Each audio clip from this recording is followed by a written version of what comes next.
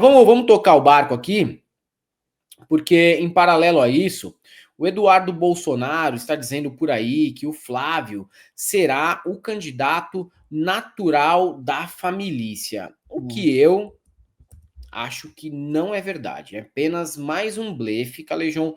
Porque o Flávio, tava falando com o Bez aqui no começo da semana, ele tem uma questão muito delicada, que é, se ficar sem mandato, ele vai ser preso. Ele vai ser colega de cela do pai dele.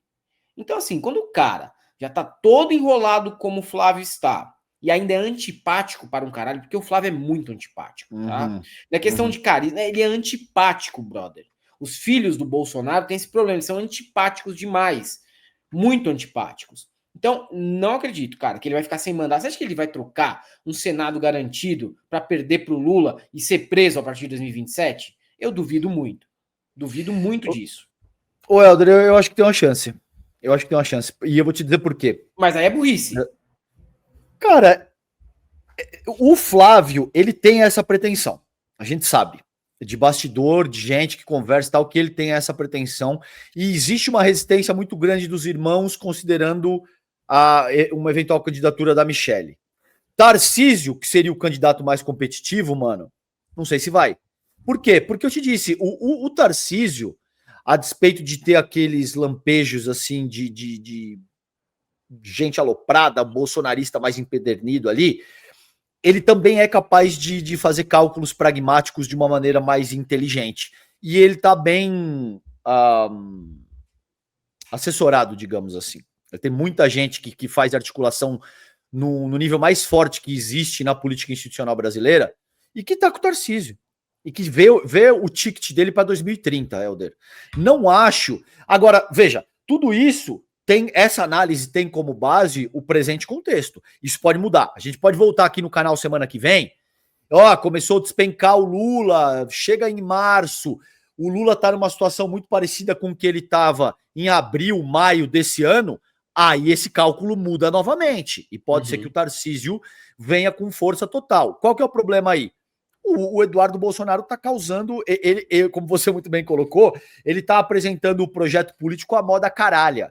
Sabe assim? Tipo, foda-se, é o que eu quero. Se não fizer o que eu quero, o Eric tá nessa fase agora. Se você tira um negocinho da mão dele, que ele tava brincando, maluco, ele começa a bater a cabeça. Assim, eu lembro da fase do Tim. O Tim tinha controle remoto. Isso aí! Só dele. Aí ele ficava na mão, controle remoto. Cara, quando você tirava, ele fazia a seguinte cara. Mano, parecia o Chuck, velho. É isso aí. É isso aí, é essa cara aí. Então, assim, é a moda caralha, você entendeu? De um bebezinho de 11 meses, você até entende esse tipo de manha. Mas mesmo com meu filho de 11 meses, eu já procuro... Ô, Eric, calma aí, filho. Não é assim, não. Você precisa aprender a conversar. Eu sei que você não sabe falar ainda, mas vamos devagar. Agora, você imagina que o Eduardo Bolsonaro tá nessa pegada moda caralha, batendo a cabeça, dizendo... Só que no limite, ele não vai ser, porque é o que você falou. Se ele volta, ele vai preso, então ele vai continuar fugindo nos Estados Unidos. Tarcísio, muito provavelmente, não vai querer tomar essa pancada, porque para que você vai entrar contra o político mais popular e a liderança mais densa que existe para perder, se você pode se resguardar e vir com força total sem o Lula na parada daqui a 4 anos? E não é que você vai ficar de bobeira na praça. Você vai ser governador do maior estado da federação durante esse período. Então eu acho que tem uma chance, mano, do Flávio ser o candidato deles, contanto que esse cenário que eu acabei de te dizer se mantenha. Se mudar aí também pode ser que isso mude. E aí a Daniela Lima, ela traz aqui informações falando, né, que o Eduardo Bolsonaro está muito empenhado em transformar a vida do Tarcísio em um inferno. Eles não vão aceitar, de fato, a indicação do Tarcísio como nome bolsonarista, vão querer lançar um nome próprio, seja da família ou não. E aí tem uma outra condição, Calejão. Você pode criar um racha dentro da direita. Vamos supor, né, num cenário muito positivo para o Lula, saiam para presidente o Tarcísio e o Flávio. Cara, você racha o eleitorado. E ainda você dá a oportunidade do Lula levar no primeiro turno, rachando o eleitorado dessa maneira. ou chegar muito perto disso, ou chegar perto de uma vitória avassaladora, quando você coloca aquela posição de que, olha, se não tiver nenhuma pessoa com sobrenome Bolsonaro, eu não voto. Se isso pega em parte do eleitorado, ajuda o Lula, na verdade. Ajuda mais o Lula do que a direita. Mas vamos ver aqui essa notícia que a Dani Lima trouxe no canal dela no UOL, e depois a gente mostra aqui também o Eduardo falando sobre anistia e tal. E tem os caras até chorando hoje que a anistia não saiu. Vamos dar uma olhada aqui. Ele está muito empenhado em transformar a vida do Tarcísio de Freitas no inferno. Porque é o seguinte, quanto mais cedo o Tarcísio de Freitas se tornar a figura viável para a centro-direita e a direita, mais cedo também a família Bolsonaro vai sendo empurrada para um corner, que é esse corner da ala mais radical do PL, né? Então, onde ele próprio se encontra já há bastante tempo, né? Desde o início, né? Ele da família ao lado do Carlos Bolsonaro são os dois mais verborrágicos. O problema é que o Eduardo Bolsonaro tenta se manter nessa posição de alguém que pode explicar que caminhos a direita deve percorrer para poder ter sucesso nas urnas no ano que vem, 2026, de um lugar ruim. Por quê? Porque acabou de protagonizar o maior tiro no pé da história desde que esse grupo ascendeu ao poder e a essa posição de principal força opositora da esquerda e do lulopetismo no Brasil, vamos falar assim, né? O tarifaço, todo mundo que viu o que estava acontecendo falou, não tem como isso dar certo, como é que você atenta contra o agronegócio e o setor produtivo nacional, impondo à sociedade à custa de uma briga política que é jurídica, na verdade, né, do seu pai. Como justificar isso, né? Então, do lugar onde ele quer falar de farol de Alexandria, né, que pode dizer quais caminhos os nomes da direita devem ou não percorrer, ele se coloca em uma posição muito superestimada, porque o resto da política, a política pragmática, né, ele diz uma coisa que é muito próximo do que o PT vai dizer se Tarcísio de Freitas for o candidato.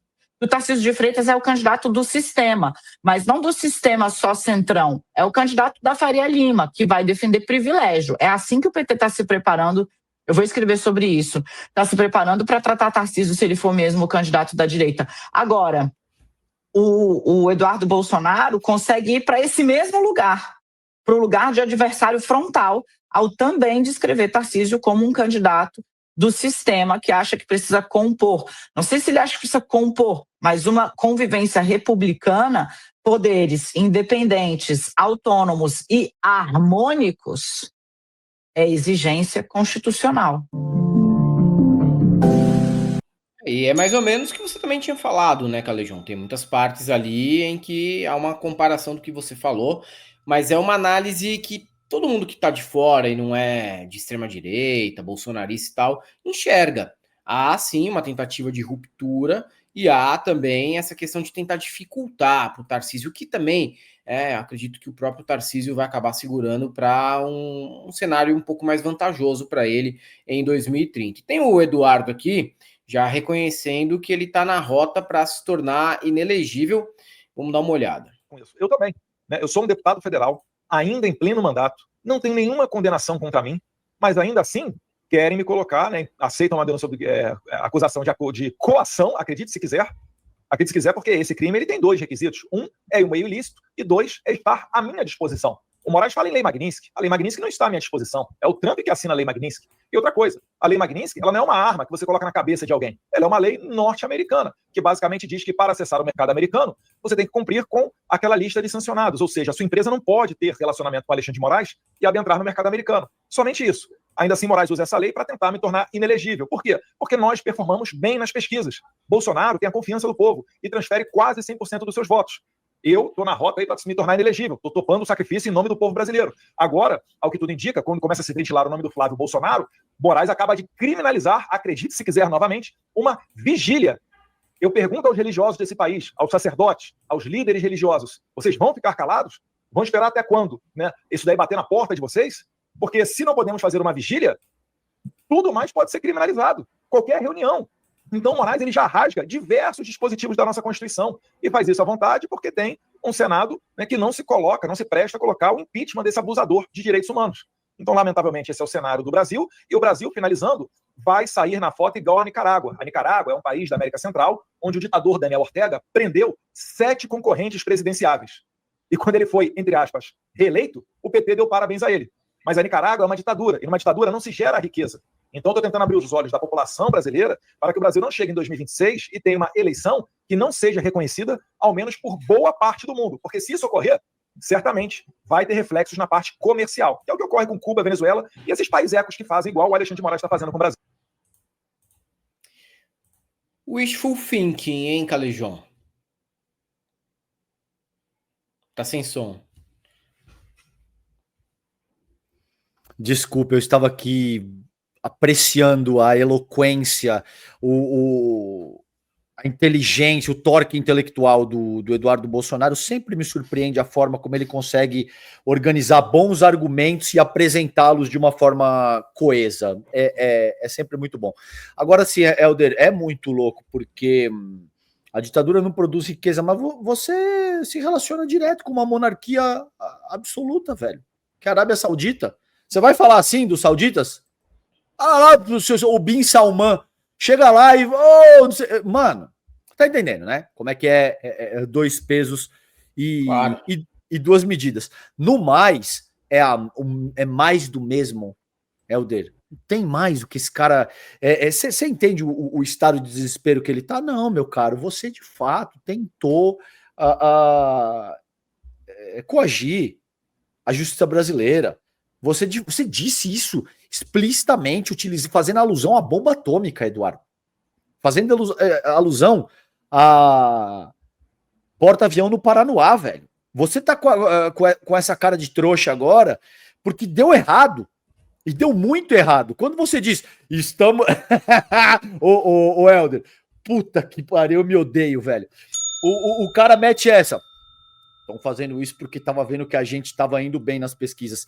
Você entendeu errado. A pesquisa que você aparece em primeiro lugar é a que mede a rejeição das figuras públicas. Você tem quase 70% de... Isso aí é unanimidade, meu filho. Não fica pior do que isso aí pra você. Eu acho que só... Ô, Helder, sem sacanagem, mano. Eu acho que é só Temer, assim, que na época do golpe contra Dilma era mais rejeitado do que o Eduardo Bolsonaro consegue ser hoje. Então, não só ele conseguiu catalisar a prisão do pai, como ele está implodindo o projeto da direita para o ano que vem. Porque, por mais incrível que pareça, é de uma estupidez atroz, mas é capaz que eles sejam...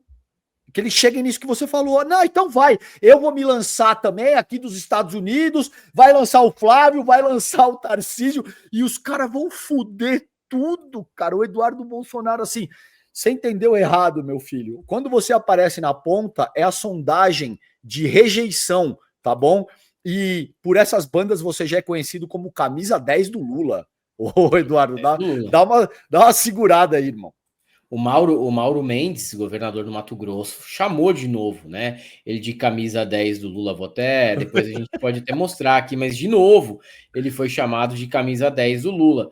Então, ele não olhou o motivo de estar em primeiro, o motivo era rejeição, e ele também não olhou as últimas pesquisas que mostram que, independente do candidato, pode ser ele, pode ser o Tarcísio, pode ser o Zema, pode ser o Ratinho Júnior, pode ser a Michele, o Lula ganha no segundo turno. Ah, mas tem um ano quase ainda pela frente? Tá bom. No momento é esse o cenário. Eles imaginavam que com Magnitsky, mano. Com a Magnitsky, com as sanções, o Lula teria derretido já esse momento.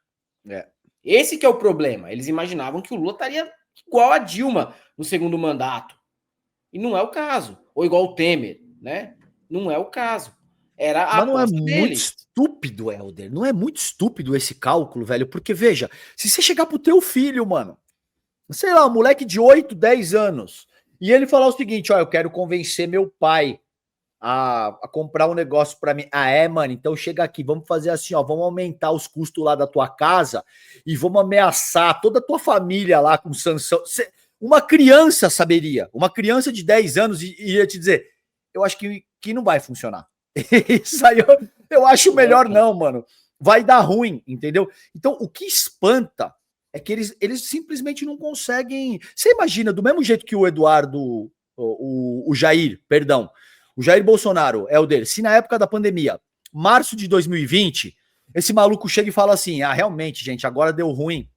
Eu sei que tem muita gente que não gosta de mim, Helder, tá bom? Muita gente que não gosta de mim, muita gente que votou no outro, mas assim, eu venci e agora tem uma pandemia e a gente precisa se reunir ao redor da ciência para continuar.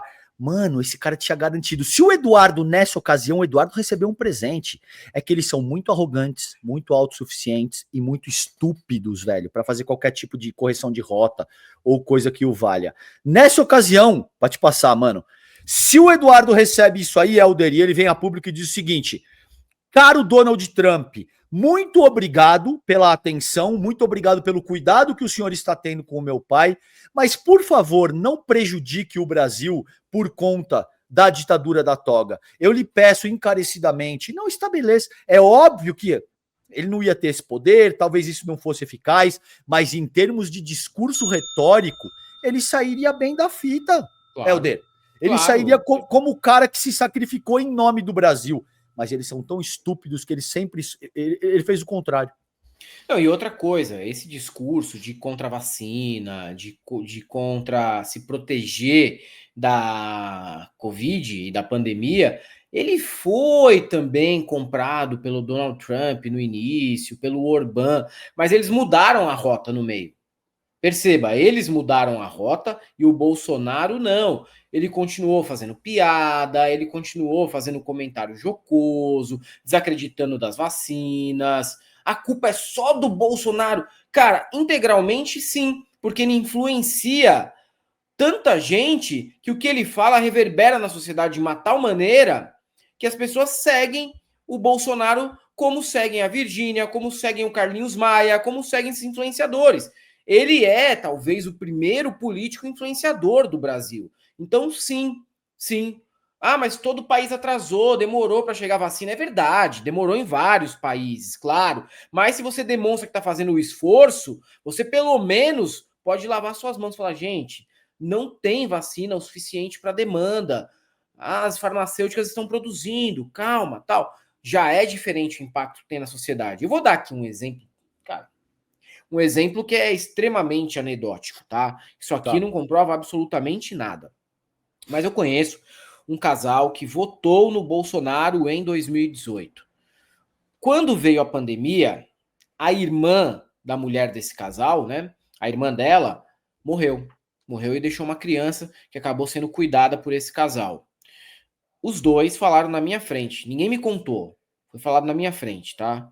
A gente até votou no Bolsonaro, a gente não gosta do Lula, mas em 2022 não vai ter jeito, a gente vai votar no Lula pela primeira vez na nossa vida, para que ele não tenha chance de continuar no poder. Pode ser relevante esse tipo de comportamento? Eu não sei, mas a distância entre ele e o Lula foi tão pouca que se essas pessoas que mudaram de posicionamento foram pessoas afetadas de alguma maneira pela pandemia, já demonstra o erro dele, né? Ele tinha levado. Já demonstra o erro dele. É isso aí. Ele teria levado. Helder, eu conversei com muita gente, inúmeros casos ao longo dos últimos 3 anos, que me relataram exatamente isso que você está colocando. Quando eu pergunto para a pessoa, você votou? Votei. Mas desanimei do cara. Por quê? A forma como ele se conduziu na pandemia. Quase que invariavelmente a história é essa que você relatou. A pessoa perdeu um amigo, ela perdeu um parente, ela perdeu pai e mãe. No dia que a pessoa perdeu esse ente querido, o Bolsonaro estava imitando as pessoas sem ar e debochando das pessoas. Então, isso foi um divisor de águas para o bolsonarismo, precisamente pelo caráter cruel, velho, mau caráter, entendeu? De debochar, tô com Covid, não sei. Mano, não, assim, isso não é algo que você faça independentemente de quem você seja, tá bom? Agora, quando você é chefe do Executivo Nacional durante a maior crise pandêmica do século, você meteu uma dessa, irmão? Puta que pariu. Exatamente. Bom, mas é isso, né? Assim, a gente viu tudo o que aconteceu naquela época ali. Foi uma condução extremamente atrapalhada, criminosa e escrota, em detrimento do que ele poderia ter feito e ter melhorado seu posicionamento até entre aqueles que não gostavam dele, como que aconteceu com o Dória aqui em São Paulo. Muita gente que não votou, eu nunca votei no Dória, mas muita gente que não votou reconheceu que houve um esforço dele. Ah, mas ele estava querendo ganhar protagonismo em cima da atuação atrapalhada e criminosa do Bolsonaro. Tudo bem, ele é político. Não tem nada demais nessa história. Oportunismo na política, na verdade, é a regra, não a exceção. Faz parte. Exatamente. Faz parte, mas ele não soube nem explorar, né? Esse oportunismo, mostrando aí a ignorância dele enquanto gestor, enquanto administrador de um país da magnitude do Brasil, né? Que é um país que também, historicamente, nunca teve problema em se imunizar, em se vacinar. Não seria algo difícil. O SUS já tinha todo o preparo e estrutura para aquilo. Agora, eles escolhem o resultado exatamente disso. Sérgio B. Gonçalves, é a política cachorro atrás de caminhão. Quando o caminhão para, fica olhando um lado e para o outro, pensando, que porra eu tô fazendo aqui mesmo? O caminhão anda, sai correndo atrás de novo, igual, é. Cassiano DDD, os evangélicos do meu Insta estão publicando vídeos dizendo que é mentira e que Bolsonaro nunca debochou dos doentes, que foi tudo editado. Ah, os fakes também das redes sociais falam isso. Ô Helder, sabe o que é louco? Porque, mano, só um parênteses, perdão, porque isso é fundamental. Eu já participei de debate, nem vou falar porque eu não quero dar moral pra essa mina, tá? Mas eu já participei, influenciadora grande, mano, que tem, sei lá, 1 milhão, tá, de seguidor. Pode ser uma boa parte comprado. Mas a mina me falou isso. A mina me falou isso no ar, mano, tá? Diz o seguinte, não, ele nunca disse que a filha dele... ele nunca disse que mulher nasce mulher, a filha dele nasceu mulher porque ele fraquejou no momento da concepção. Eu falei, mano, peraí, aí não dá pra debater. Ou você tira informação vozes da tua cabeça, ou você simplesmente nega a materialidade factual das coisas, aí é muito difícil, tá ligado, Helder? Como é que você vai combater isso aí? Então, é assim, modus operandi desses caras. Não, é muito difícil mesmo, né? Começa a negar o que foi dito e querer reescrever a história ao seu modo. Fábio Camargo Correia, lembrando que a Pfizer queria fazer do Brasil uma vitrine da vacina e faz sentido comercial pela abrangência que nosso sistema vacinal tem, justamente. Maria Helena Schweitzer, falando de criança, minha filha mandou uma boa hoje. O Will estava falando que o Bolsonaro não vai passar o Natal em casa porque está sem saidinha. E ela disse que nem esse, nem pelos próximos 27 anos. Pois é, tá preso, pelo menos nesse Natal aí, não vai poder ir comer o frango assado com a Michele. Cássio-Péa, boa tarde. Eu tenho uma teoria sobre essa burrice da direita, a eficiência da bolha narcísica que se retroalimenta até chegar ao ponto de não retorno, e aí ela não aceita implodir sozinha. Tem isso também. K. Oliveira, Calejão, adoraria ver o ICL investigar a embaixada fantasma que o Eduardo Bolsonaro abriu no Bahrein durante o governo do pai. Seria a bomba da década. Pô, legal, hein? Isso é um bom assunto mesmo. Matheus Ungaretti, UOL. Estou me lixando se falarem que divido a direita, diz Eduardo Bolsonaro. Só digo uma coisa. Briguem mais, que está pouco. Rod Amaral, novo membro. Valeu, Rod Zembradoite. Dudu igual ego, desespero, covardia, fentanil, Ozempic. Bira Teodoro. Estou enganado ou o Xandão não proibiu vigília alguma? Proibiu nada, cara. Os caras estão inventando história aí. E, na verdade, a vigília foi um fracasso, né? Com aquele mano lá, evangélico, que chegou, tomou o microfone, falou. Ismael Lopes, é o nome. Ismael Lopes, então. Isso aí, na verdade, foi um grande fracasso para eles, cara. Ter dado o microfone na mão do maluco sem nem saber quem é.